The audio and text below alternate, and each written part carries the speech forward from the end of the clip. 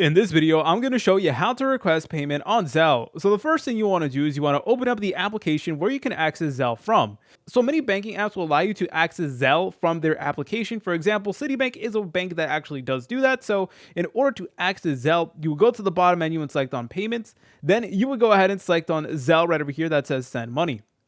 All right, then it is going to say welcome to Zelle, and it is going to give you a menu that looks like this. From here, please go ahead and select on request money right over here. And then from here, it is going to give you a list of all of your different contacts. So you can go ahead and scroll through your device contacts and find someone you want to request money from. Or you guys could enter in the person's name, mobile phone number, email, or their Zelle tag. So once you selected who you want to request money from, go ahead and enter in the amount of money you would like to request, and then just go ahead and press on review, and then from there you are good to go. It honestly is that simple. Zelle definitely does make it really easy and intuitive. If you guys found this video helpful, make sure to leave a like and subscribe. I'll see you in the next tutorial.